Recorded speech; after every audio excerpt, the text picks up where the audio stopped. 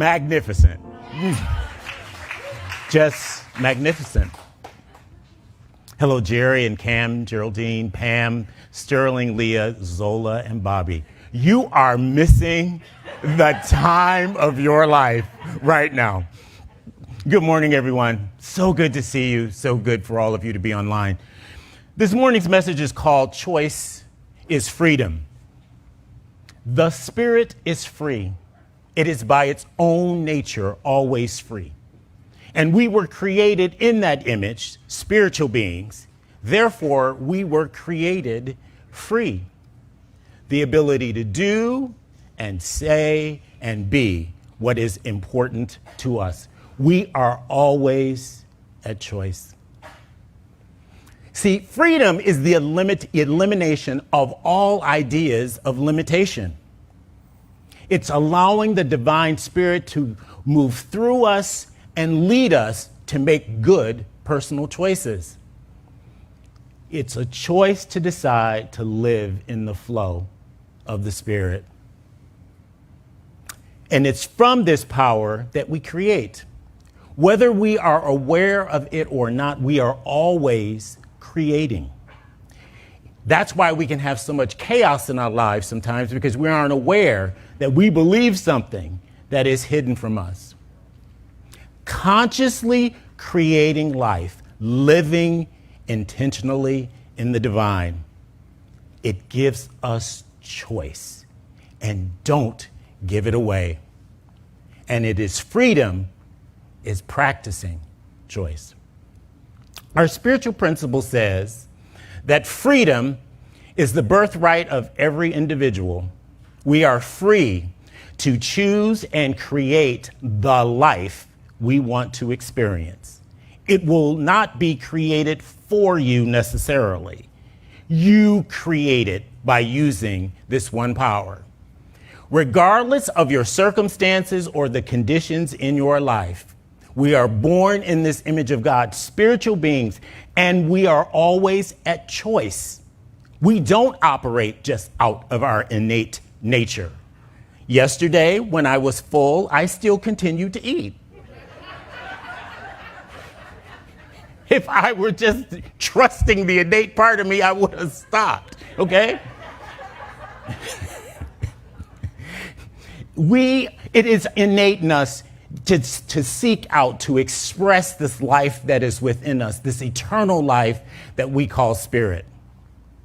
So it's Father's Day. Happy Father's Day to all. And we recognize all the male influences on our lives, some of them positive and some of them not so positive. And for some, the memories of this are not necessarily happy.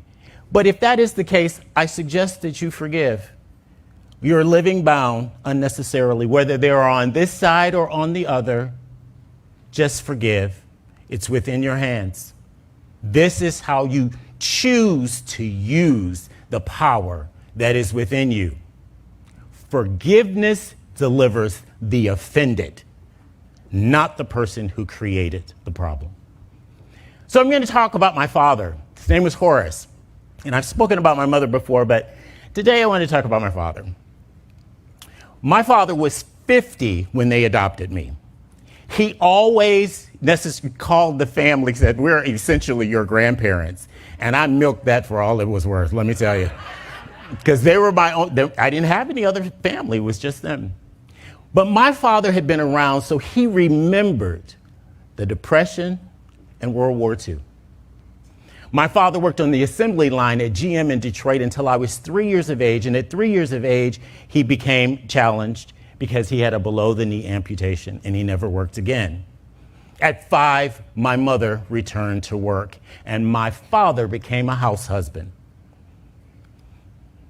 His masculinity was not threatened at all. He was free. He chose to be free, and he was very proud of how he supported his family, my mother and I. He cooked twice a day, except for when he was in the hospital, from the time that I was 3 until he left this side. He took my mother to work and took me to school. And when those schedules began to conflict, my mother drove herself, and I was taken to school by him every day until I was 14 or 15 years old, whichever. I started driving a little early. But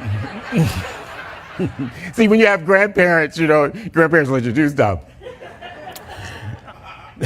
He is the most resilient individual that I have ever met. He had 13 surgeries and he made up all kinds of bad jokes about it, let me tell you. So he was 8 years old. I was 8 years old, and the doctors asked me to go see my father. He was in ICU. I was 8. And he called me over to the bed and he said, "You know why they let you in here, right?"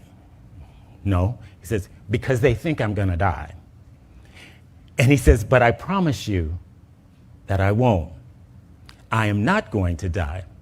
I promise you, you will never have a step parent, because I did. And that's why I left home when I was 14. You will graduate from high school and you will enter college. I promise you, I will be here for that." And he did not break that promise. 15 years for it to manifest, but he did not break that promise. When he came home from one surgery, he was so weak that he sat on each stair until he made it up to the second floor where our bedrooms were. Because he said he felt he needed to work for it, to work his strength back up. He chose not to live in the living room in a bed. Then there's nothing wrong with that if you choose to do it. But he felt he should work for it. On his last day on this side, he thanked me for being a good son. And he said, "And I didn't break my promise." So I will always, always just remember how resilient and how strong he was. And the thing is that he never complained about anything. But he had another side, like most of us. He was a Southern man, and he was true to being a Southern man. He went to church every Sunday. He always had a hat on when he went. That's just the way it is. There is this thing in Southern culture about the security of your family. Every father in the South, is riding in on a horse with a shotgun, okay? Because he has to save his family. Nothing's happening, but that's just the way it is. And I'm not condoning it, but this is just the truth. My father slept with a 45 under his pillow, and he carried a 38 in his back pocket everywhere he went. He was not violent. He did not cuss. He did not fight with anybody. But let me tell you something. You just didn't mess with him. No, you didn't. I remember, the people that go door to door, talking and want to necessarily exchange with you about things, they wouldn't walk past our house. They would go across the street, past our house, and come back. And my mother said, "Horace, what did you do? Don't worry about it. Don't worry about it." Now, his lawn was his pride and joy, okay? Kentucky bluegrass. And it was very important to him. And so our next door neighbor would always just kind of drive over the edge of the grass. And my father said, "Stay off my grass." So the guy didn't, of course. So my father and his friends put cement in the ground, steel poles, and attached continuous chain link to it, where there's no break in the chain. That's what they did. The next time that guy went to run over the grass, he took out his car. Not a single thing moved because it was in cement. He came over to see my father, and he was really, really angry. And my father said, "I told you, stay off my grass." But that's not the worst part, folks. After that man tore up his car, he and his friends removed the fence. Now, that was my father. He would show you. They called him Tex, and I was little Tex because I was with him all the time because that's who raised me. But he had experienced racism, Jim Crow, all in the South, illness, but he always knew that he was free and at choice. He was free. No condition would limit him. He would find something to do somehow. He would cut the grass sitting down. He sat and washed the dishes because I couldn't cut the grass. Still can't. I couldn't wash dishes. He did it all. He did, under whatever circumstances, he always adjusted to it, and he didn't complain. And I have a problem to this day. When I get ready to complain about something, I think about my father. I have no reason to complain compared to this man's life. But today we also recognize Juneteenth, the day of Black independence, the day the enslaved people in Texas learned about the Emancipation Proclamation, which had occurred 2 years before this date. Texas didn't give up when the war was over. So there were 4 million enslaved individuals in the Confederate States. Now, there were slaves in the North, but they did not leave the Union. So they continued in the Union when the Union attacked the states in the South. Now, there are many reasons given for the Civil War, but I don't believe it was because of slavery. I believe it was this challenge between the state's ability to have independent decisions as opposed to the federal government. And I believe this battle goes on today. Think about it. The war against women's rights to choose, the opposition to Obamacare, the opposition to the expansion of Medicaid for poor people. It is the objection and resistance of using language that respects LGBTQ individuals. The states want to go against what the federal government has already said. It continues to this day. And for those people that were in Texas for those 2 years, they were free officially, but they didn't know it. And could we be free sometime and not know it, and not function and operate and choose totally from the ability of us being free? Are you free? Are you free? Yes. Affirm the fact that you are. It is your birthright. It was given to you as a function of your birth. It can never be removed from you. It is consistent with the image of God that is a part of all of us and the image of God to which we are created. In fact, the fact that we have choice is the image of God. The fact that we can choose how we experience life. Remember, there's a power for good greater than we are, and it dwells within us. And what can we do? We can use it. Living free and liberated and in the realization of our oneness, that there is only one, and that our unique individuality is the way the universe has been created. There is no other me, and a lot of people are happy about that. And there are other people in life I've met. I'm glad it's only one of them. Unique representations of this one spirit. The awareness of our spirit and our liberty and our freedom is so important.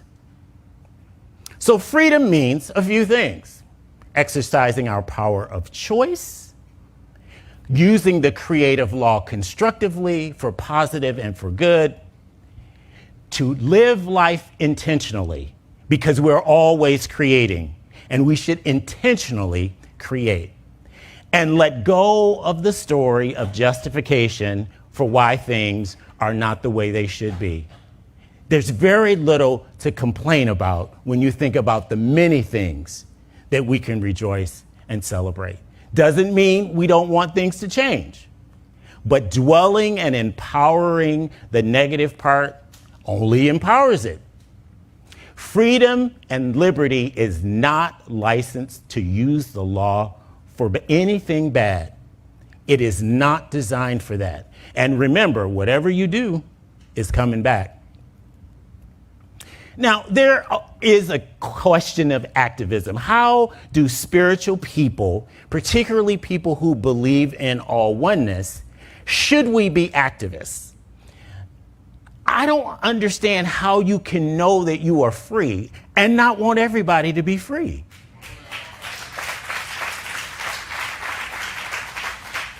I question people that get harder and more rigid after they say they have had this enlightenment experience. Don't you want to share the good? If you have a good meal, you tell everybody that it was good. And this is the meal of a lifetime. We offer people freedom without conformity.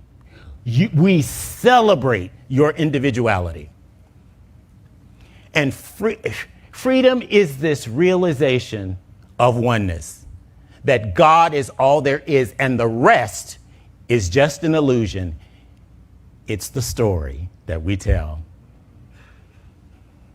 The path to freedom and liberation is through our expression of our individuality. Think about it. It was so important in the mind of God for you to be here that the statistics that you actually would be here are monumental against you.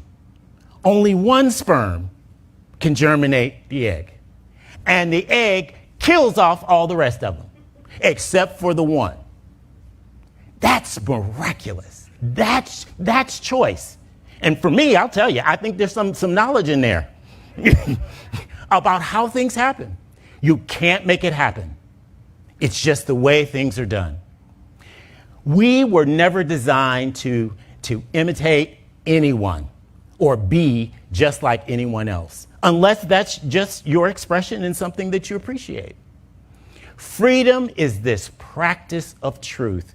To have truth and to know truth and not practice it just seems like you're just living beneath your privilege. The full expression of God-likeness, that's what we do.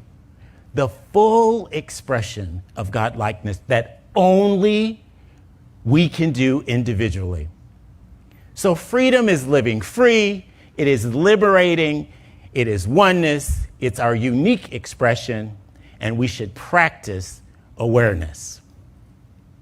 So the question is, are you going to live in power or are you going to live pitiful? There is no option C. It's powerful or pitiful. No C. So it's time to live at the level of our privilege. That's where we should be, at the level of our privilege. Whatever is not fully expressing the God in you, you are limiting it. And this gives us the ability to live beyond our circumstances. And so if you don't feel like you can live beyond your circumstances, it's time for you to reach out to the prayer posse, which is my new name for the practitioners. Thank you, Rev. I got a lot of them. But this is what happens when you see a practitioner. For the truth you cannot believe, they will hold and believe for you. Now, the thing is don't resist what they're holding for you, because you're going to get back exactly what you create. But if you can just see the possibility that the truth can manifest, that's what the prayer posse does. And it will change your life.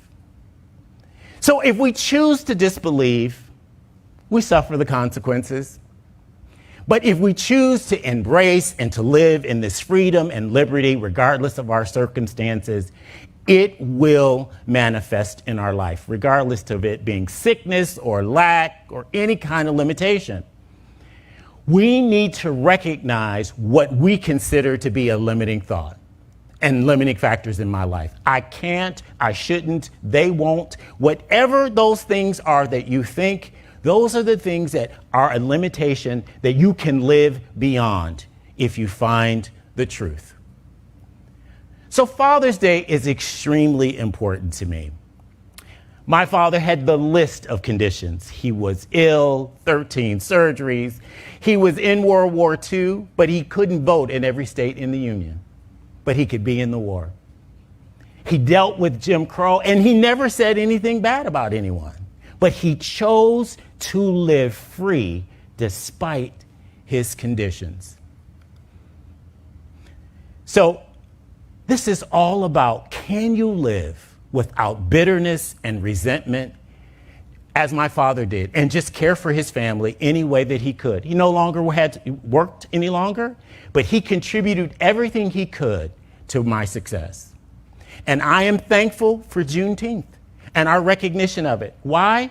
Because on July 4th, we're going to celebrate independence. But everybody wasn't free.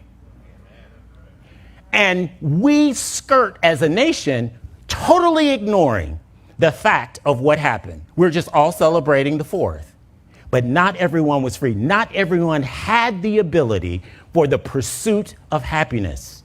It did not apply. And not only was you not supported, it was prevented. It was prevented. Now, it's an uncomfortable topic for me. It's a very uncomfortable topic for me, but it's a topic we cannot avoid.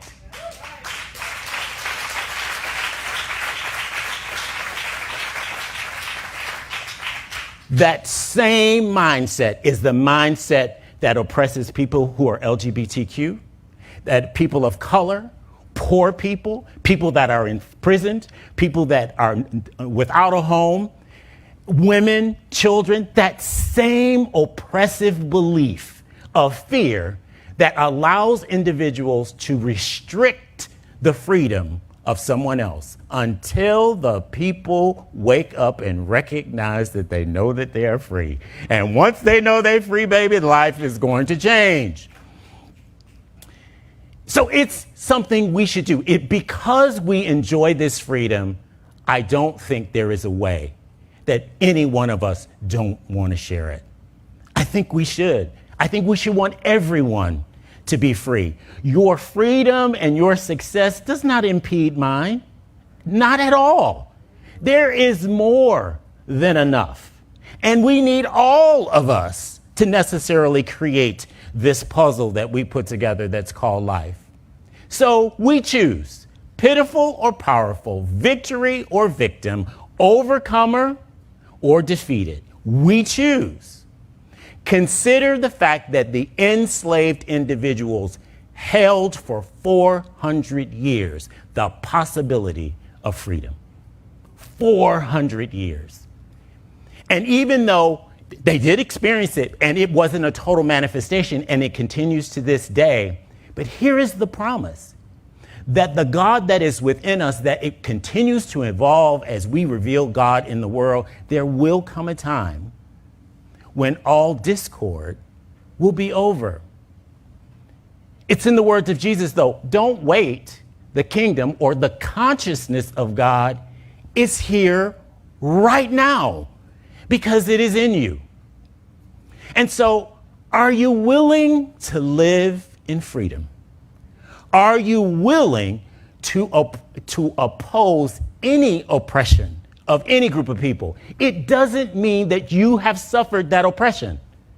There are a lot of things I haven't suffered from, but I am going to support the oppressed because they are not given the opportunity to live out their birthright. So I return to our spiritual truth. And our spiritual truth is this, and it applies to everyone. Freedom is our birthright, and it is the birthright of every individual, even the people I don't like. We are free to choose and create the experience of life that we want.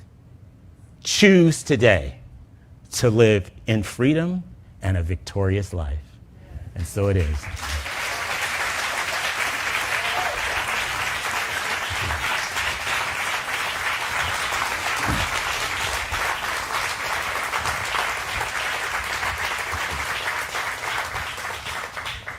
Let us pray, because I am ever so thankful.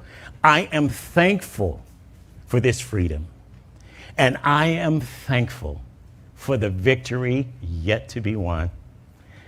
And I'm so happy to be able to participate in that. And even though I may not see it all, I still rejoice in knowing that God will prevail, not fear.